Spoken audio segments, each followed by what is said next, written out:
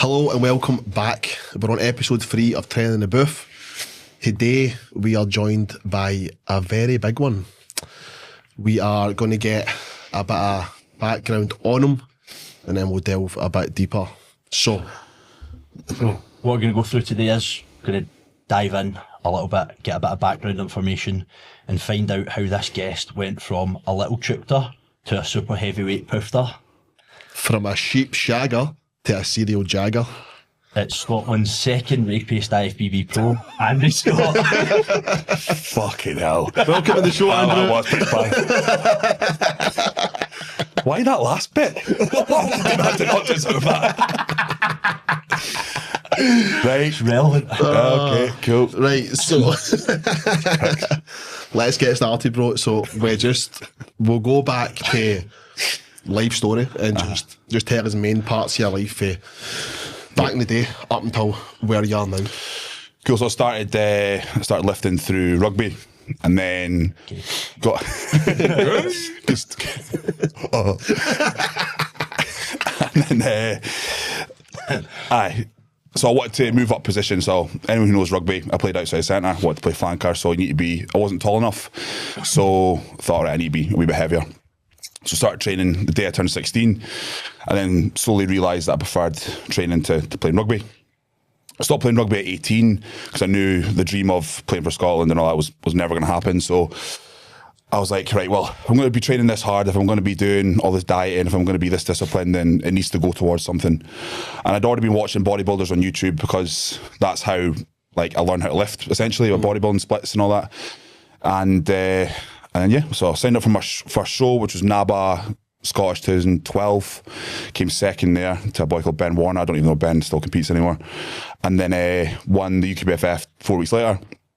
And then fast forward to the following year, I won the British in 2013. And that was when I kind of realised, right, okay, maybe I've got something here and I'm going to pursue this. So from that point, I didn't really compete with IFBB up until 2021 because I was like, I know I'm a realist, so I know I need to be gigantic to do anything in the pro league. And what I'd rather do is learn my craft, learn more about bodybuilding, my body and stuff through PCA and NABA. So done that circuit until COVID, and then post-COVID went IFBB, and then 3 attempts of trying to win my card, and then the 4th attempt in Alicante won my pro card. So that's it, summed up. That's your life. That's my life. That's passionate. Do you want to back you for that? Like actual life. Mate. Right, so I didn't have a life like Kirk's.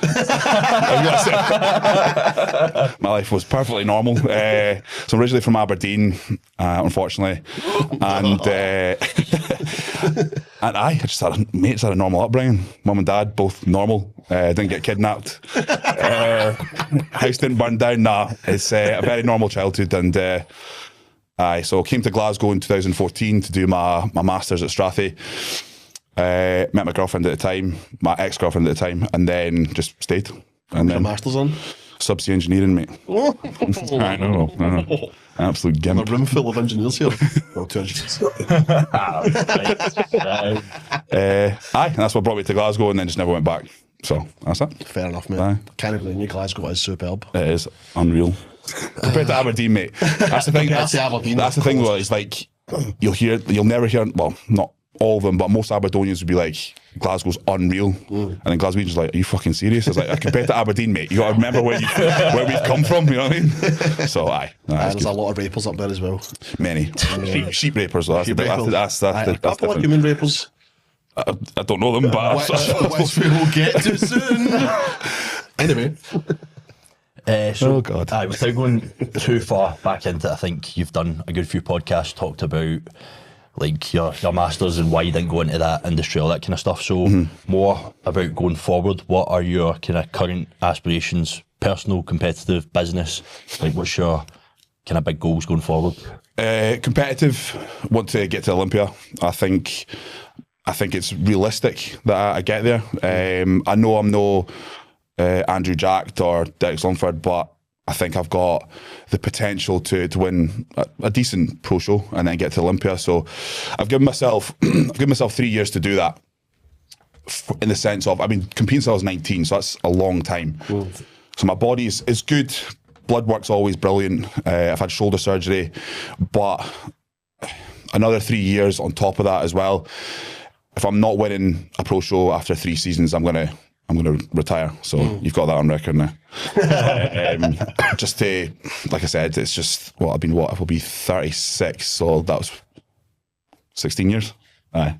No, 17. 17. Hard. Aye. 17. I'm an engineer, I promise. And that probably sums up Strathclyde University, to be fair. And so I've given myself 3 years. If it doesn't happen, I'm gonna patch it. And then career-wise, like I love what I do. I love one-to-one PT. I love online. I love going to shows. I love prepping folk. I like the whole. I love the fitness industry as other than its many flaws. But I just keep prepping people and then work with as many people as I possibly can. So I've been fortunate enough that obviously Scotland's quite a small bodybuilding community. I've been very fortunate enough to work with some really good guys over the years, including yourself, prick. For reference, Dylan turned me down for coaching, so. Episode don't know why they're in a friendship. True. Kieran fucking hates him. Kieran hates him. Lucky enough to turn Karen Gibson pro in 2019. 2 PCA pros. So yeah, it's been a good run of coaching, and then personal. I just want to I've got a proper portfolio, so I just want to grow that. But that's well on the back burner just now. I'm really not thinking about that. But other than that, that's it. So California Pro, 23rd of May. The Legion Fest on the 31st of May, and then I'm still to wait for the European shows to get released, and I'll decide what I'm doing at that point. Right. So 3 shows in my pro debut. Just kind of dip my feet in the water and just see what's happening, and just kind of get feedback. And because I'm sure you are the same. Like, I prefer brutal feedback. Of course, you know what I mean. So both from a motivation point of view, and also like going away and actually working what I need to work on. So yeah, that's what I want to hear. Some brutal feedback. And then just take it from there, see what the next 3 years brings. How do you feel about getting into the shows this year? So I was supposed to compete this year, but after your stag, like, it just didn't feel right going into that prep. I was like, nah, this doesn't feel right. And I made the mistake in the past of competing when I know I shouldn't have. And all the signs were there, so I was like, nah, I'm not touching it. So gave myself a wee bit more time, put on more size, and now I'm like proper up for it. I can't wait to start pulling my foot down now. And that's always a good sign when you know you're ready to diet, when you want your food to drop. You can't wait for your food to drop. So I'm going to do that the 1st of Jan. That'll be 20 weeks out from the Cali. Right. And then and rolling to there. So I'm feeling a lot more confident in of myself. I don't care about placings. I'd rather not come last call out, of course. But if I can crack top 10 in at least one of them, I think that'd be a good pro debut for a wee truchter from Aberdeen. For a wee truchter, Right, so before we're going to do a quick fire round. We're just going to bang questions and you're just going to give rapid answers. I don't know if I can think that quickly, but alright. Oh, you do your best. No, don't know. But before we get to that, we just want to address something. It's all gear related, basically, isn't it? Really? It's all gear related. It was going back to the first episode, wasn't it? Yes. Aye, so the first episode. So we had mentioned Chris Payne, and we had mentioned, I believe I said it was like 14 compounds or something, right? So basically, what we were referring to at that point wasn't like an actual set cycle. It was the peaking protocol, which everybody's seen. Now, we tried to find this protocol again. We couldn't find it. So we're not going to sit here and say numbers and say, he's done this, he's done that, right? Because we don't have the numbers there. But obviously we just want to kind of refer to it and just say, we weren't saying he was doing 40 compounds, we were just saying about the peaking protocol. Aye, there was a good few orals, good few fucking bits of insulin, loads of salt, It was just a fairly heavy peaking protocol. But obviously we're not going to start dishing out numbers in that because we don't have it. In response, Chris did post his cycle leading up to, I think that was the Scottish or something. Pre-PCA, so leading up to Scottish, and it was, I'm sure everyone's seen it, but it was 800 test, 1,000 mast, 150 Tren, Halo, Superdraw and Winstrol. So I think we can still agree that's still a pretty decent cycle. That's nearly 2 gram injectables plus Winstrol, Halo, Superdraw. Like, it's not nothing. It's not the biggest cycle ever, but it's a pretty decent bit of gear. And also I did say, he said something about he doesn't put oil in his delt. I never said he put oil in his delt. I was meaning he jags his gear in his delt. So we just want to clarify that because we don't have anything against Chris. No. We both think he's sound. It was just, a cycle we'd all seen and we thought was pretty heavy going. And like we said, the one he posted, still a fair amount of gear. It's definitely not nothing. Aye, it still is. But on another note, we've got some seriously criminal offenders when it comes to cycles. So, Mr. Fitness Technician. Let me just stop you there before we go any further. Right. AJ messaged yesterday in a very... Was it yesterday, the day before? Both days? Both, aye. We'll say aggressive manner. Semi-aggressive manner. Got a bit cheeky, aren't they? Just get a wee bit cheeky. No cross the line, but a wee bit cheeky. But anyway, AJ has demanded that whenever we mention his name, no one laughs, okay? So, AJ.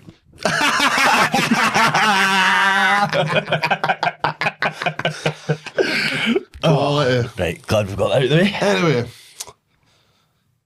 Rap style? Or you want to cover that? Nah, we'll go over that. Cover that first, or? So obviously what we started with to begin with was saying he put a 16-year-old on 600 tests, 300 NPP. We've already clarified it wasn't 16, it was 18. Wow, big fucking difference. Still an 18-year-old on a gram of gear. We did actually get his actual cycle. AJ sent us that himself, didn't he? Yep. You got it there? Nope. Right, we'll just get that up here. So he DM'd us and said that wasn't the cycle. First of all, he said, I don't put anyone under the age of 19 on gear. He was 18. I mean, he's usually 18 comes before 19, but anyway. I think the cycle was it 500 tests for a mast? Let me just get this fucking 100% right before we start cracking on with random numbers. But all I'm going to say is that the cycle was actually worse than what we had originally said it was. So what we'd said was 600 tests, 300 NPP, which is a fair bit, but it turned out there was more there. So right, let's just fucking load this up. I'm like being prepared, mate. Well done. I know, mate. I know. Is this it? Let me see. Aye, this was the one. So it was actually 500 testy, 400 masty, 25 micrograms of T3, 50 milligrams of T4, and 45 micrograms of clenbuterol and 10 milligrams of euhimbine, which isn't mental. No, not by a long shot. However, this was an 18-year-old on his first fucking cycle. And it was also still 900 milligrams of injectables, like we said, just slightly different in the compound. So there was really no point replying to that. However, because you've done that, it's gone even deeper. So we've actually spoke to someone who you prescribed their first cycle for their first prep. And we've got it all here. So we're just going to run through it. And what I'm going to do is I'm going to list through this cycle. And then we're going to get the cycle from Andy, which he was using to get his Ifbb Pro card. So just for a bit of context, we've got first cycle, first show, Pro card winning cycle. So I'm going to go through this first. So 600 milligrams of test E, 800 milligrams of mast E, 600 milligrams of Boldenon, 50 milligrams of Winstrol daily, 200 milligrams of Tren Ace, 250 milligrams of metformin, 100 micrograms of T4, 25 micrograms of T3, 20 milligrams of euhimbine, 60 micrograms of Clen, half a mil of injectable Superdrol every day, 30 milligrams of Anavar daily, 2 IUs of GH, and also the Winstrol was injectable that I mentioned. So, do you want to compare that to your Pro card winning cycle? So 4 weeks out, this is for reference, my 29th show. So Test E 450, Primo E 600, Mast E 600, Anavar 50 pre, so that means it was only taken 4 times a week. Superdrol 20, that was only taken on a high day, and that was once a week. GH was 5 pre-bed, Humalog only on high day, 10 IU, Lantus. At that point, it was 0, just depending on my blood glucose. Clen 60, Euhimbine 20, Metformin 500, Telmisartan 660. So yeah, that was 4 weeks out from my pro card win. Pro card and 29th show. And 29th show over 13 years of competing. So that's compared to first cycle, first show. What do you think of that then? What would you say? As a coach, I'm sure you've put plenty of people on the first cycle. Yeah. What do you think about that then? That's ridiculous. Mental, absolutely. Ridiculous. There's no need for a first timer to be on that. Where do you go from there? Because like, what's the load of that? Was it two? So it was I'm trying to count in my head there. But 2.2 of injectables, but also obviously the Winstrol and the Superdrol were injectable. So yeah, so probably what? No, I kicked Nars off 3 grams. Yes. 50 milligrams injectable Winstrol. It's at 350. Yeah. So 2,550, and then it just says half a mil of Superdrol. So just say that's what. you should be taking injectable Winstrol anyway. So you're But not it should not be taken. you're not a kick in the arse off 3 grams a gear. No. Everyone, literally everyone I know who takes injectable Winstrol has ended up with infection. Every single one of them. And that's not. Funnily enough, this guy did. Right, there you go. Twice. Hospital, twice. Right, so there And you guess go. what Edge's response to him was? Stop being a pussy, man up. Oh, there you go. There you go. So no, I mean, like, I don't even like our first prep. Like, do we have it there? I'll be able to get that. Aye. Oh, no, I don't waste time doing that, but like it was nothing. Like my first cycle was I'll dig it out while we're talking. was 250 sus and a little bit of Winstrol. I didn't even use Clen, nothing. And maybe a bit of a sidetrack, but I am so glad I came across the people I did coming up. Right. So the first guy, I'm going to probably touch on a subject maybe talk about it later. The first guy I came across was Graham Park, the Mr. Universe. And he was like, look, mate, I've been doing this for 20 plus years. I've done everything under the sun. Trust me when I tell you, you only need this, a tiny wee bit. And if this is for you, you can build it up over time. So, yeah, like I said, I'm so glad I met him, because I remember at the time there was boys in Aberdeen that were taking fucking ridiculous amounts. It was like, if you listen to him, you'll be done by the time you're 25. Aye. That's it. Not dead, but like, Aye. like with that, how do you scale that? If that's 3 grams for a first timer, just say you have got what it takes to be a PCA pro, an Ifbb pro, or top amateur. Where do you go from there?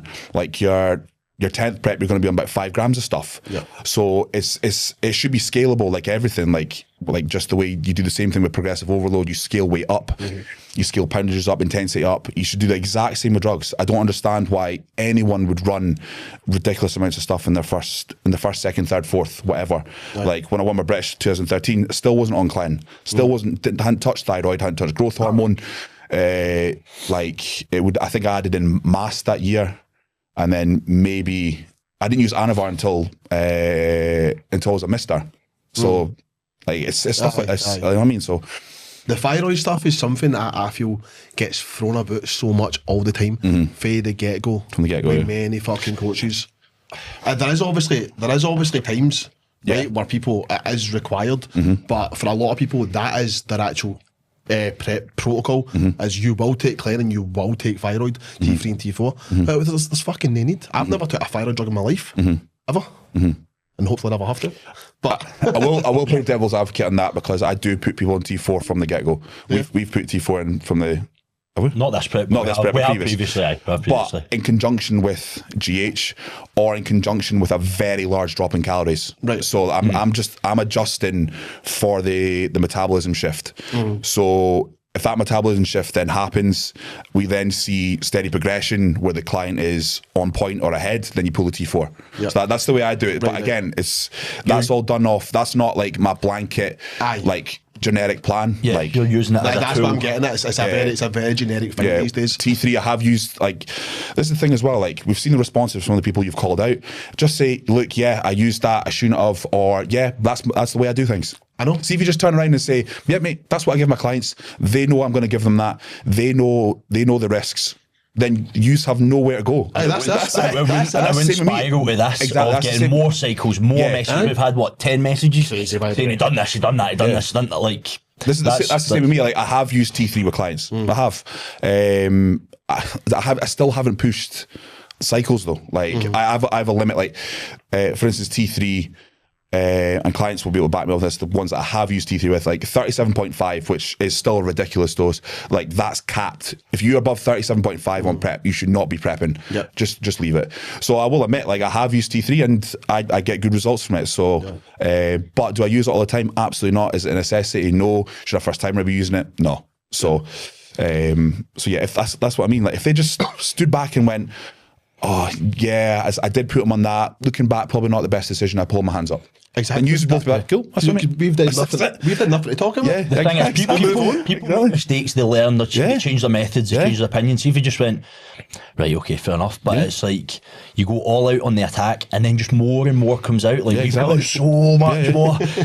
We've got so much more. Like we've all put people on stage. Like, have we all missed the mark? Absolutely, we've missed the mark. So that's it. And every coach has. But as soon as you come out and all guns blazing, like you said, and fucking throw the dummy and start screaming and shouting, that's when people attack you. Whereas if you just be a man about it and just say, look, yep, that's what I do. Yep. And then you can like, right, okay, well, I don't agree with what you do, but okay, fine. End of. Yeah, cool. End of. Deal. That's it. Okay, so moving on. We're going to go rapid fire round. Just the one each. Just the one at a time. You can crack on. Right, easy one to start. Push pull legs or bro split. Bro And split. give us a quick reason why. No. Bro split is individualized to the client's physique. So a bro split, you can, if you need more shoulders, do shoulders 3 times a week. Arms, have an arm day, have a hamstring day, have a fucking calf day and forearm day, whatever you need to bring up. Push pull legs, not all the time, but we tend to see holes in the physique off a push-pull legs, in my opinion, because arms is usually an afterthought, hamstrings is usually an afterthought. So I feel like push-pull legs, you get great results off push-pull legs, but there's a reason why top physiques, top amateurs, top pros move away from push-pull legs in that portion of their career because it's not individualized enough. My argument would be like probably do like push-pull legs at the beginning, and then after that, very early on, I would put people on a bro split, like after 1 or 2 years, if that. Cool. Who is your number one client? Number one client. He's not. No, number one client. You need to pick one, mate. There's no choice. Did you write that? It's that or death. Someone did ask that, but I don't know who it was. Did It ask wasn't me. I mean, it was though. In terms of, right, we'll go in terms of titles. Excluding me, number one client. Okay, that's all. James has probably got the most titles out of everyone, I think. Aye, well. I think, Yeah, yeah. well, And placings at big shows. Bigger shows. And placing at big shows, yeah. I would say in terms of placings, yeah. Karen won an Ifbb Pro card, so, but then she hasn't, she's fallen off the face of the earth, so I don't really know where she is. So Go James. Hi, James. Biggest diva that you coach? biggest diva. Oh fuck. Oh, there's a few. Does it have to be a competitive client? No. All right, Jason Coustereau, easy. Personal training. 100%. In terms of competitive, Greg Taylor's coming to mind. But and he's probably gonna, if he watches this, he's gonna sit there fucking raging. But he knows he's a diva. He knows he is. He's gonna text me as soon as he watches it. How the fuck am I a fucking diva? Well, that's how. Aye. I'll say Greg, but not in a see. He wasn't a diva, but it's just like I feel like I'm always on top of him. Not a gateway. Yeah, fair. Right, best bodybuilder you've ever beat? Ever beaten?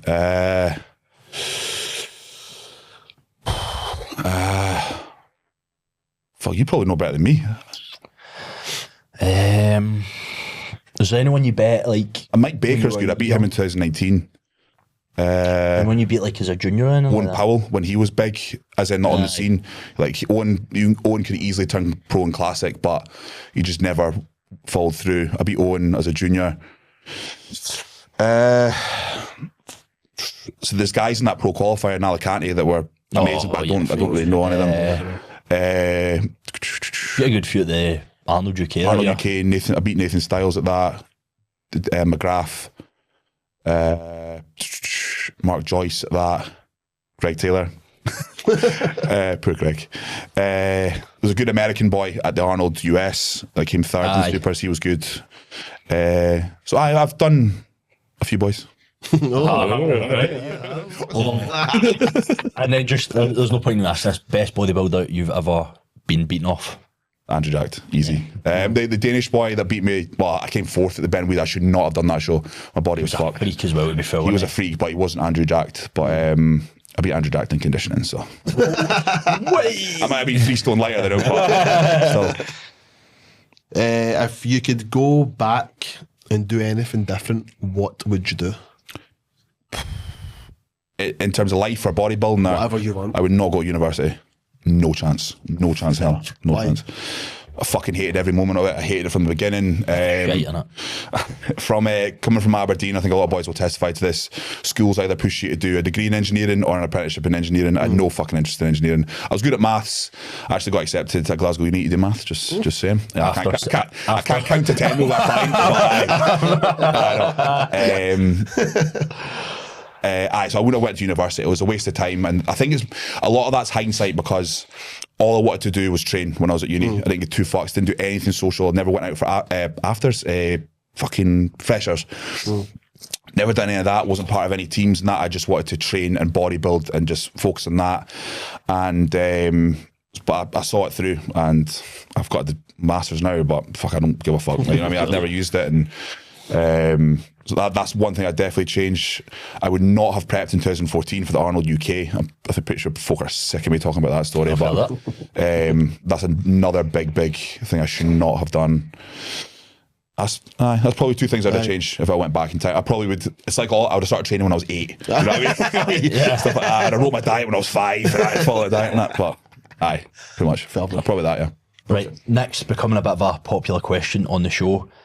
How many birds have you bought tits for? 0. 0. Okay. What is your biggest gym pet peeve? Gym pet peeve.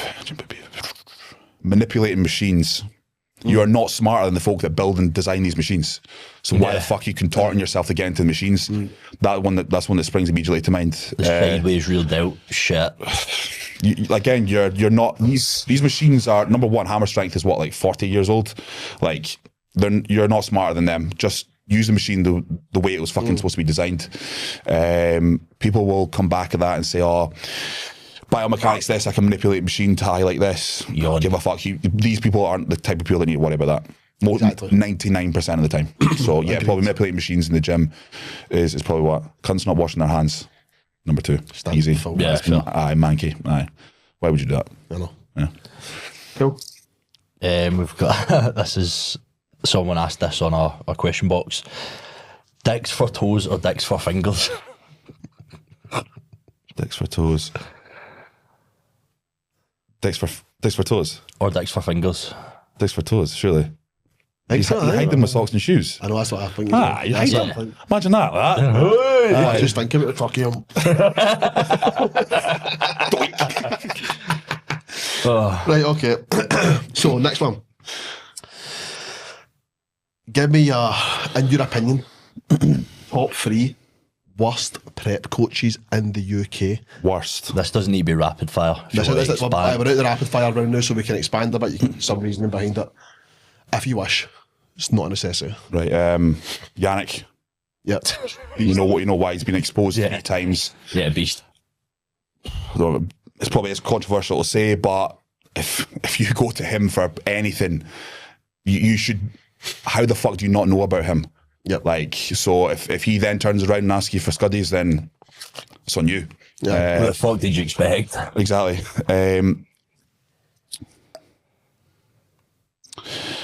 There was a guy. So in Scotland or in Glasgow. In Glasgow, you either went to Kirk, Tony, or this other guy. Can't remember his name. I think it was Chris something, right? Everyone, this is like maybe 2013 to 16, right. Everyone, if they weren't with Tony or Kirk, they were with him. And still to this day, I don't even remember his name, number one, but I don't understand why folk were going to him. Like, he'd done like one natty show, and he had my training partner at the time, he had numerous people, like, he was like the hot thing at the time. I think I know who you're talking about. I can't remember the second name, but like, he was fucking pish. Like, I'll say to my training partner at the time, I was like, what do you think of your photos? He's like, he doesn't look at my photos. You don't send him photos. You don't send a prep coach photos. The whole sport is visual. What the fuck do you say to him? So like, if you hadn't made weight, he'd be like, I'll cut your calories this, or don't do this, don't do that. And I was like, this guy is absolutely rinsing you of cash. Like, I don't know what he does now. Like, I don't know if anyone goes to him now. He was based in Australia. And I remember at the time just wanting to, because like, what was I being? Like, in my early 20s, I didn't want to like rock the boat or say, you don't want to say to your training partner, mate, your coach is shite. But I was at the time, I just wanted to fucking scream it because I was training in Extreme at the time. I was just like, why the fuck are all yous with him? Who is he? Who is this guy? Oh, my mate's with him. I was like, is that the criteria for a fucking coach? I definitely don't rock the boat in your early 20s. That's a bad idea. Exactly. We don't look at them. 3 worst coaches.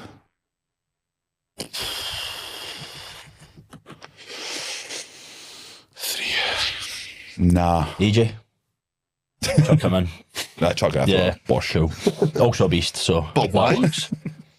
But why? Why? But why? Right, okay. That's my top 3. Next one kind of ties in. When prepping a client, would you stop them going on stage if they weren't ready, and how would you go about it? You'd politely tell them. And yes, I would tell them not to go on. However, I'm sure you have both seen it. Folk are adamant they're going to get on stage. Yep. Like, I've already committed, and I was like, mate, how many times I need to tell you? Do not go on stage. Done it numerous times. I'm not ashamed to admit that.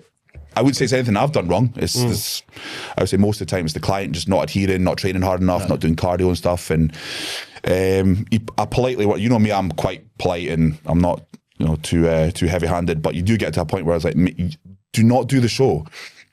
Like, you're going to look fucking ridiculous. You're not fucking ready. I'm telling you, professionally, you're not ready to get on stage. And so, yeah, absolutely, I would tell someone not to get on stage. But there are people who, more often than people would expect, that just I want to do it. Aye. Like, fine, do it then. Aye, no matter what you say, exactly. So there's no stopping people like that, and that's unfortunate, but that's on them. So that's on them. What's the line with that? So obviously, not every client you put on stage is going to be fucking skinned, inside out, peeled.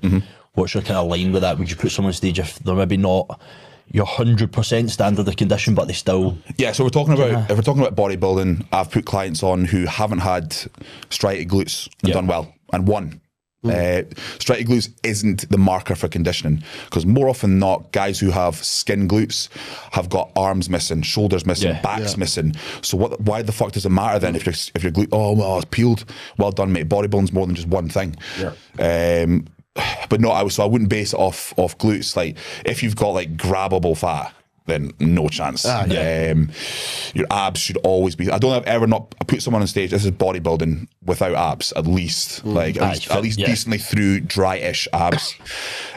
Some people haven't had like striations in their legs and stuff like that, but I mean, I would argue. I mean, you tell me. You've seen me at plenty of shows. I've never had my glutes dry and peeled. I don't say it. I think ever. Like stripped, but like because especially in Alicante for my pro card, I was like, I need to keep my chest and shoulders as full as humanly possible. If I chase glute condition, which I know I can do, they will suffer and I'll get outsized width wise. So I didn't play that card. And it worked. It paid off. I've done nowhere near as much shows as you, obviously, but I've never had completely stripped glutes either, because my quads would fucking melt clean off me if I did. Exactly. I could say to you, right, Kieran, like go to like 1,800 calories, let's get them fine. Cool. You'd literally have femurs for quads. Yeah. Like, you know what I mean? So like there's no point. So, but yeah, the level of, because everyone kind of leans out and gets lean differently. So there is no like, I would say standard. You just look at the physique and go, mate, not this. You know what I mean? So yeah. There's no set kind of, your glutes are not in, you're not competing. Yeah, exactly.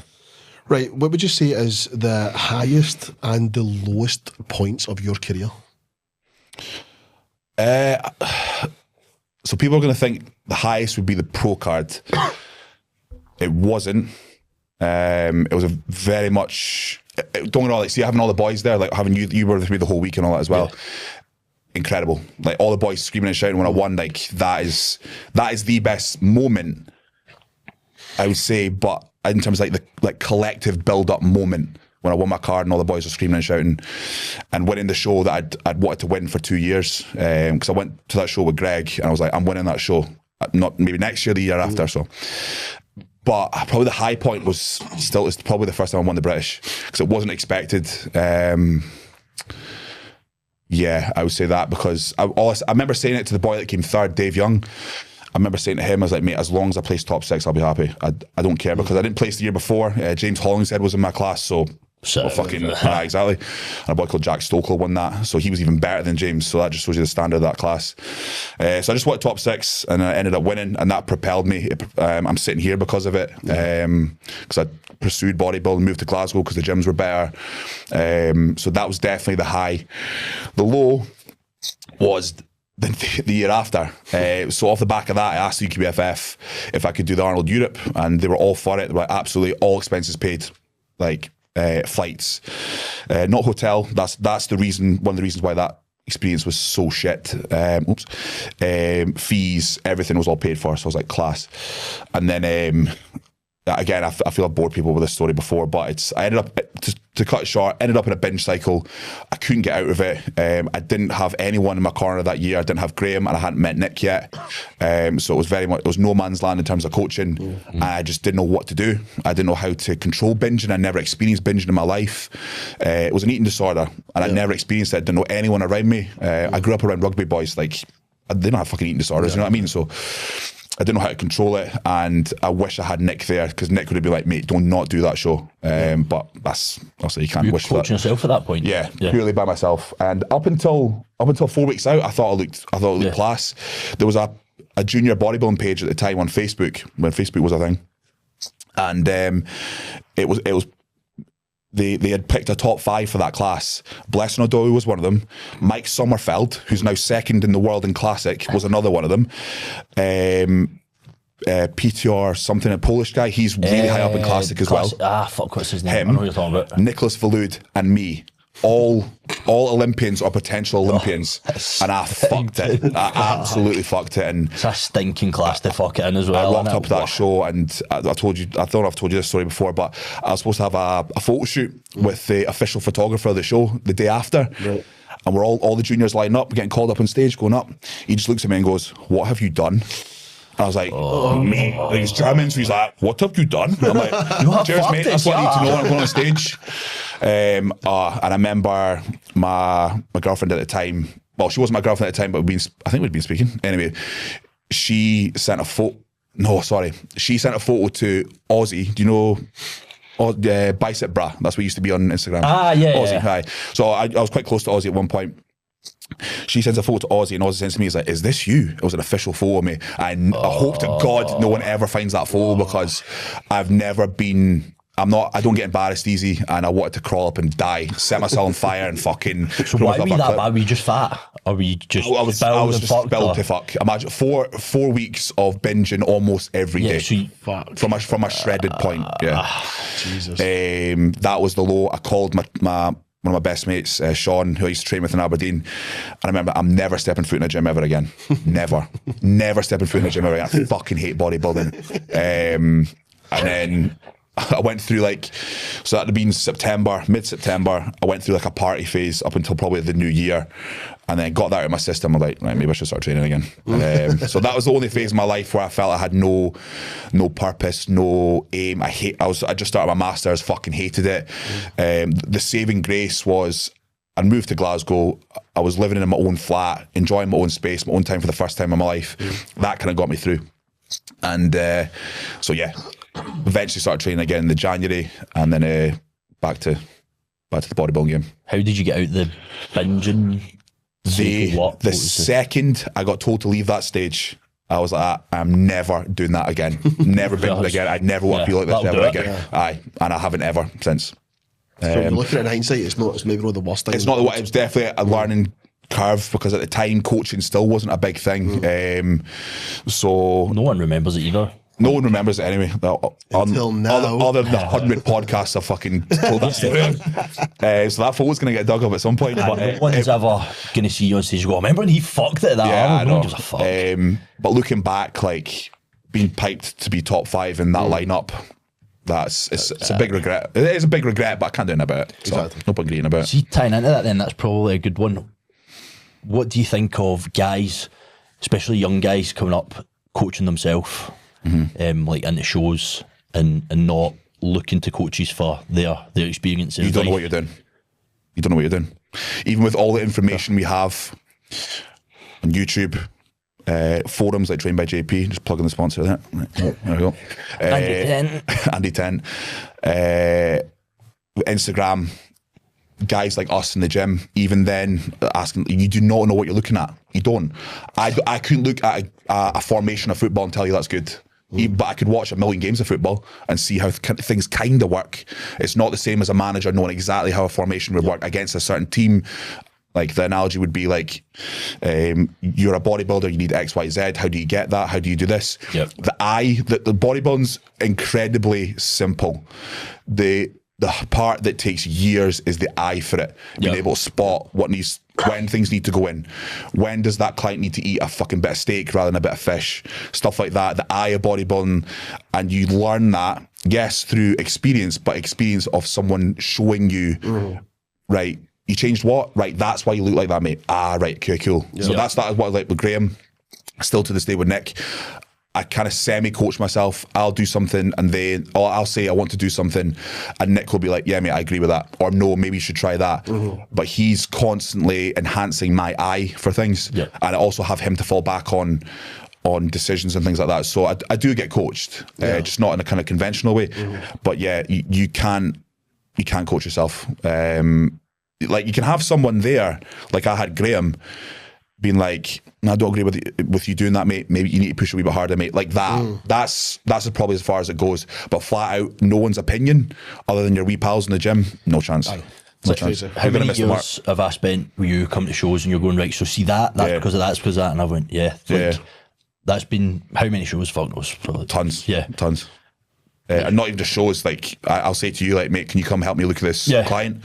And then I'll say what I think, and then you're like, oh yeah, that's cool. And then, or you'll be like, I probably agree if you did that, whatever. So, but I wouldn't have a clue what I was doing if I hadn't done that initially. Yeah, exactly. And you went, no, you see that's because that's what we've done. So it's not really hard to learn, but you need to pick it up. You can't just hope for the best. You can have the blueprint of, so we're going to do fat loss for 16 weeks and then we're going to spend the last 4 weeks freshening up. Yeah, that's nice, but everyone's got a plan until shit goes wrong. You don't know what you're looking at. Are you spilled? Are you just flat? Fuck knows. You don't have a fucking clue. Like when we got to Telford and looked at James, like I think an untrained or semi-trained eye would have went, right, mate, more diuretic, like you're holding water. He kind of was, but he kind of wasn't. And then that was weird. But then like you had to understand what you'd done. Right, okay, well, we need to undo that to then do that to this. And then the pictures tell me this. Right, mate, go and drink like 3 litres right now. Like, I don't think anyone, I'm trying to blow my own horn, but I don't think anyone would have thought to do that with him. And how they didn't know his body and didn't know what they were looking at. And then how did he look fucking dry and peeled the next day? Never mind making that decision with yourself when your head's fucked already. James knows his shit inside out. But James, you could correct me if I'm wrong, but I don't think he would have done that himself. It was just him in that house deciding for himself. You can't be making decisions like that when you're obviously so emotionally attached to yourself anyway, and you're depleted and you're fucked. Like you're going to miss loads. Like you need somebody there. 100%. It's an absolute must. Like I could probably take myself to 4 weeks out purely by myself. After that, I'd be Nick to just keep me right. Like even if I'd done everything right from 4 to 0 weeks, even if everything worked absolutely bang on perfect, I still would want Nick there to just make sure everything was going right. Also, you saying that's after like fucking 30 shows. That's not off the bat. Exactly. So is that your advice then? Get a coach or someone like pull someone aside who does compete. Even if they've done 2 shows, 3 shows, just get their wee input. Don't like, you don't have to have a coach that you give money to every month, but get a good eye. Get a good eye. Get a good eye. And nowadays across Scotland there are many a good eye. Okay. What is your opinion on people who lose a wee bit of weight, or let's just say they maybe do like a cut for a photo shoot or whatever, something like that, and then decide, I'm now going to leave my day job and become an online coach?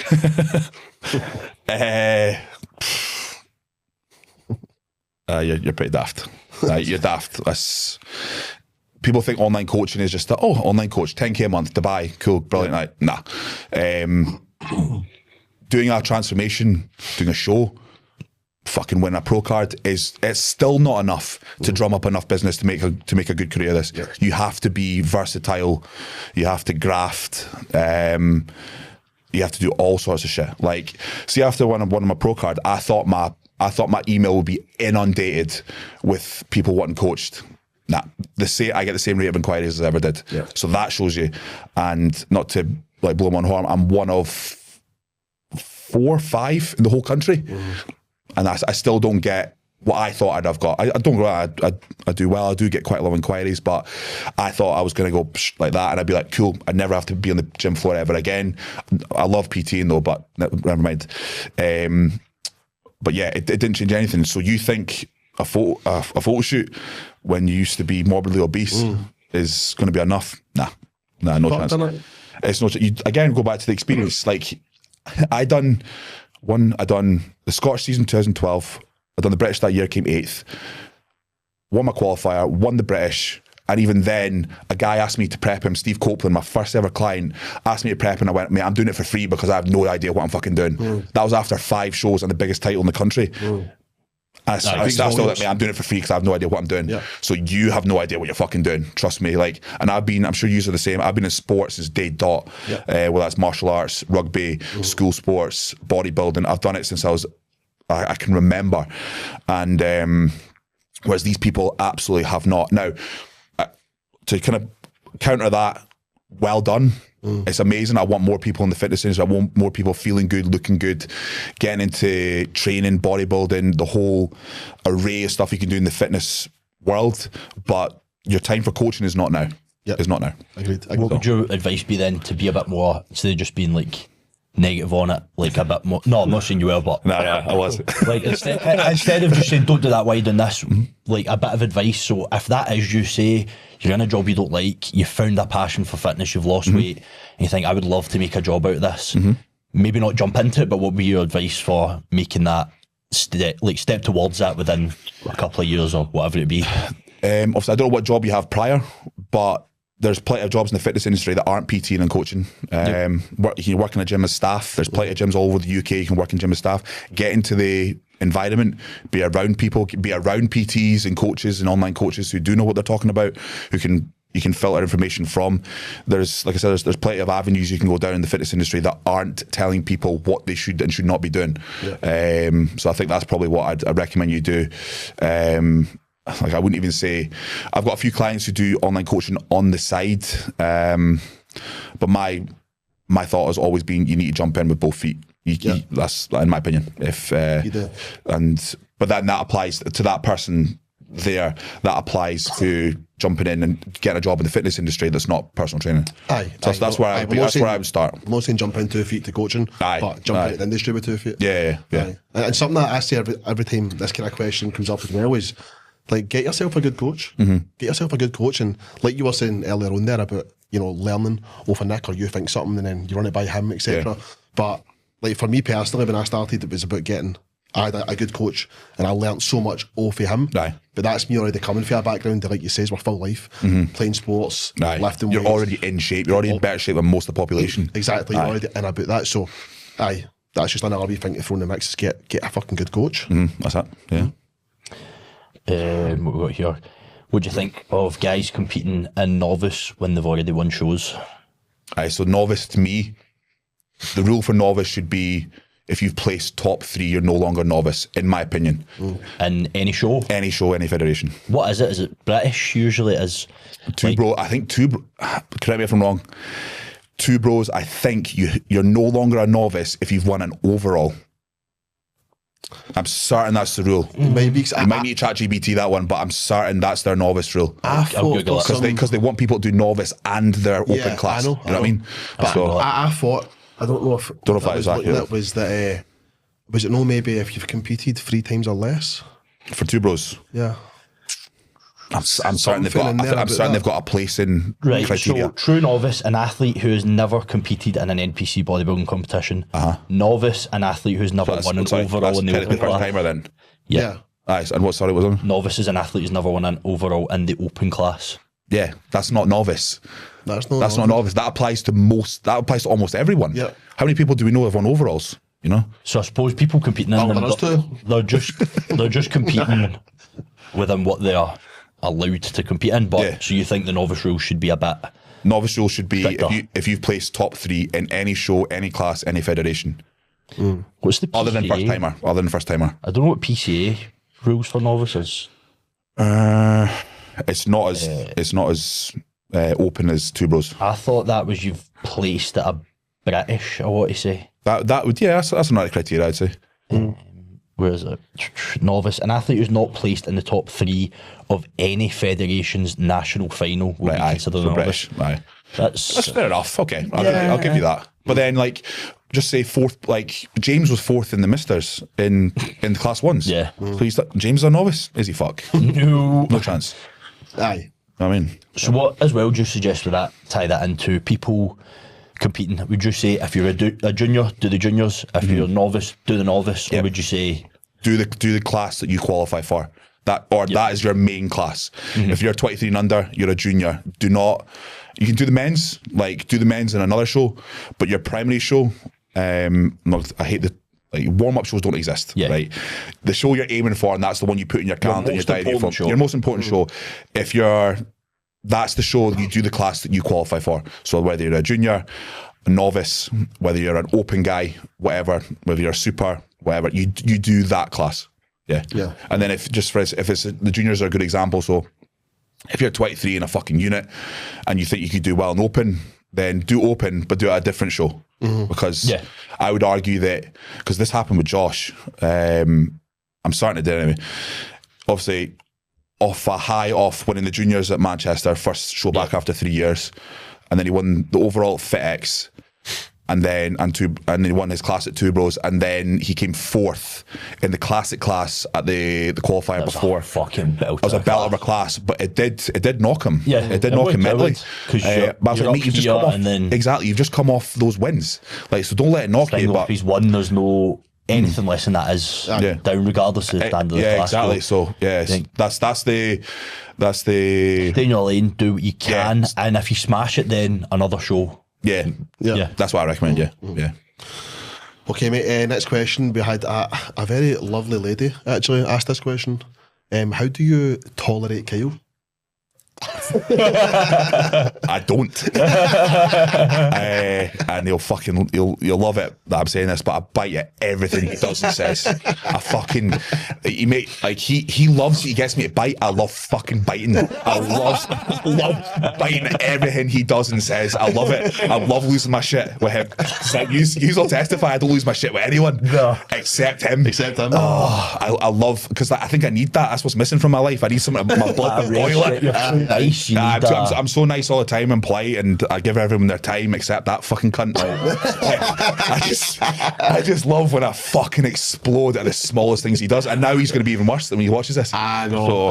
Funny, but Angus fucking hilarious, but he's got, I don't know what it is about him, he can just make people bite. I know. Constant. Yeah, he is good at it, to be fair, but obviously when I sent you that video, I put up on Instagram as well, of me shooting his face in America, right?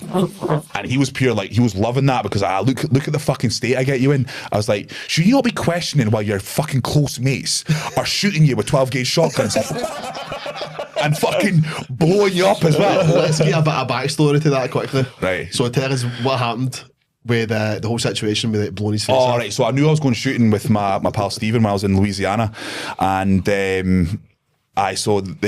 Stephen's pal Brandon rocks up. He's got exploding targets. So they I don't know what's in them, but there's a bomb basically. You shoot it, it explodes.